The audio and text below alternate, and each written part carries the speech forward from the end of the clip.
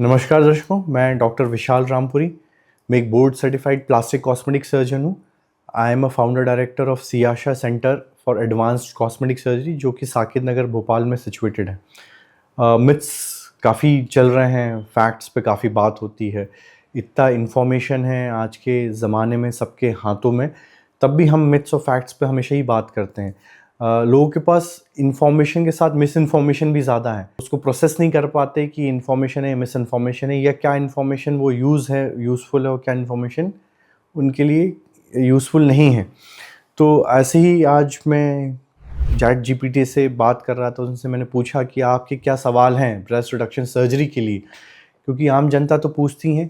तो मुझे लगा कि आम जनता की आवाज़ चैट जीपीटी से भी पूछा जाए कि आपके क्या सवाल हैं ब्रेस्ट रिडक्शन सर्जरी के लिए। तो मैं उनके कुछ आंसर देता हूँ जो सवाल मुझसे चैट जीपीटी ने पूछे। तो जो सबसे पहला सवाल पूछ रहे हैं कि क्या ब्रेस्ट रिडक्शन सिर्फ कॉस्मेटिक रीजंस के लिए कराया जाता है। तो देखिए, कॉस्मेटिक रीज़न एक अपने होता है बिल्कुल, क्योंकि उसमें अपीयरेंस इम्प्रूव हो जाता है, ब्रेस्ट के साइज़ इम्प्रूव हो जाता है, शेप इम्प्रूव हो जाता है, ब्रेस्ट लिफ्ट हो जाते हैं, प्रोपोर्शन इम्प्रूव हो जाता है। तो कॉस्मेटिक बेनिफिट तो है ही ब्रेस्ट रिडक्शन सर्जरी का।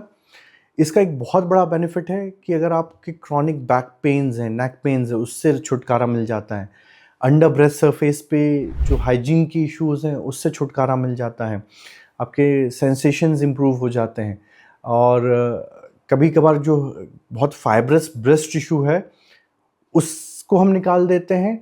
तो एक जो अगर आपके कहीं कुछ चांस है नोड्यूल्स डेवलप होने के लिए या कोई सिस्ट डेवलप होने के लिए, वो भी, क्योंकि ब्रेस्ट का वॉल्यूम कम हो गया है, तो उसमें वो चीज़ें भी चली जाती हैं उसके साथ। कॉस्मेटिक के साथ मेडिकल बेनिफिट्स भी हैं ब्रेस्ट रिडक्शन सर्जरी के। It's a two way surgery, दोनों ही इसमें फ़ायदे आपको मिलेंगे। दूसरा सवाल, क्या सिर्फ उम्र दराज औरतें ही, फीमेल्स ही कराती हैं ब्रेस्ट रिडक्शन सर्जरी, क्या उन्हीं के लिए है? नहीं, मैं ब्रेस्ट रिडक्शन सर्जरी जो है एक बाय चॉइस होती है। इसका कोई अपर लिमिट नहीं होता कि आपके अगर इतने बड़े ब्रेस्ट हैं, इतना साइज़ है, आपका कप साइज़ इतना हो तो ही आप ब्रेस्ट रिडक्शन के लिए कराएं। नहीं, ये आपकी चॉइस है।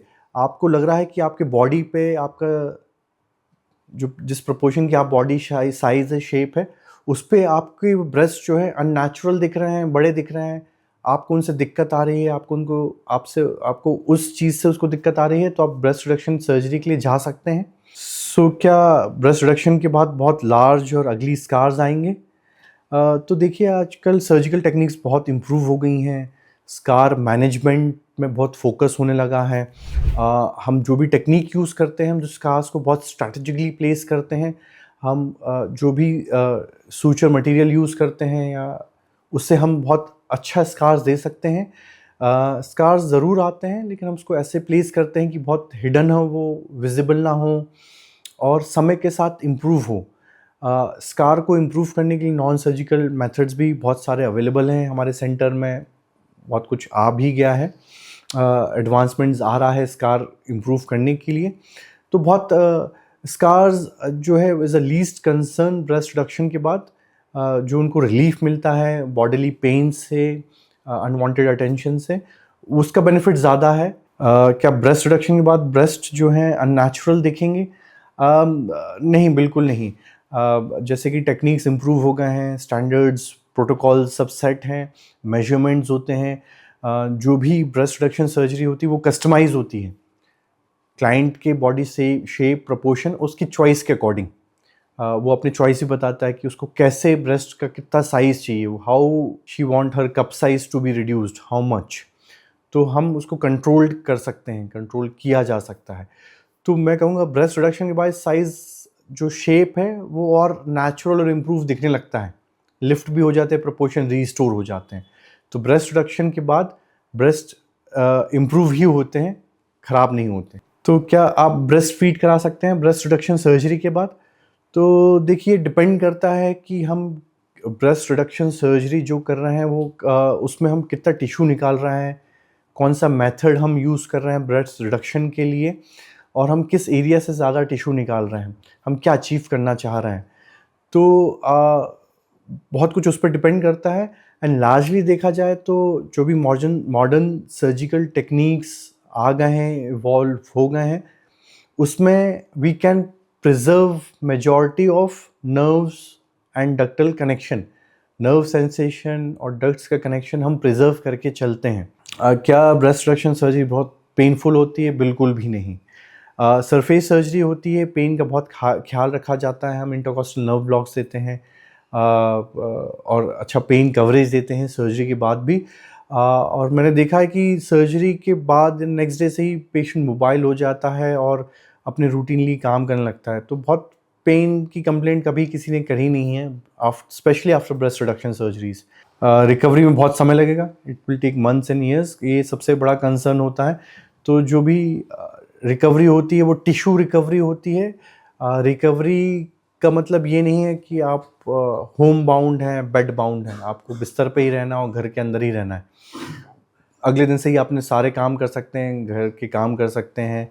7 दिन में आप इतने रिकवर हो जाते हैं कि you can go to your office, your job, और of course in a month's time you can go back to the gym, hardcore gymming. तो रिकवरी बहुत स्मूथ होती है। टिश्यू रिकवरी में टाइम लगता है, जो कि एक नेचुरल प्रोसेस है, but it's a very smooth painless procedure and a recovery, pain free recovery period. क्या ब्रेस्ट वापस से ग्रो कर जाएंगे आफ्टर सर्जरी? तो देखिए, जो एक बार हमने टिश्यू निकाल दिया है बॉडी से, वो दोबारा नहीं बनेगा।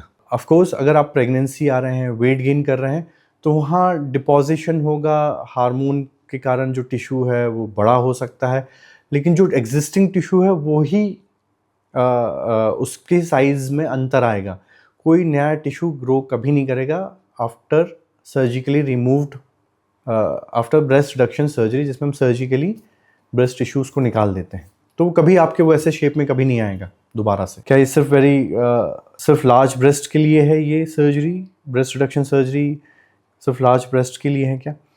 तो मैं यही कहना चाहूँगा कि इसमें कोई एक अपर लिमिट नहीं है, कोई क्राइटेरिया नहीं है कि आपके ब्रेस्ट इतने बड़े हैं तो ही आप ब्रेस्ट रिडक्शन सर्जरी के लिए जाएं, आपका कप साइज़ इतना है तो ही आप ब्रेस्ट रिडक्शन सर्जरी के लिए जाएं।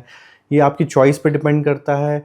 हर बॉडी साइज़, शेप, प्रोपोर्शन अलग होता है, उसके अकॉर्डिंग ही जो ब्रेस्ट के साइज़, शेप, प्रोपोर्शन अलग अलग होते हैं। अगर आपको डिस्कम्फर्टिंग फील हो रहा है, उससे आपको प्रॉब्लम हो रही है, तो you can definitely go for breast reduction surgery. If you have anything in your mind, आप कमेंट बॉक्स में कमेंट करके उसके जवाब मुझसे ले सकते हैं। दिए गए नंबर पे you can book an appointment for a consultation और एन ऑनलाइन कंसल्टेशन। बाकी do follow my channel, like this video, subscribe my channel for more such informative videos। तो और मैं सब लास्ट में यही कहना चाहूँगा, kindly spread the correct information, not the miss information. तो मैं फैक्ट्स पे बात करनी, नॉट मिथ्स पे। Thank you so much.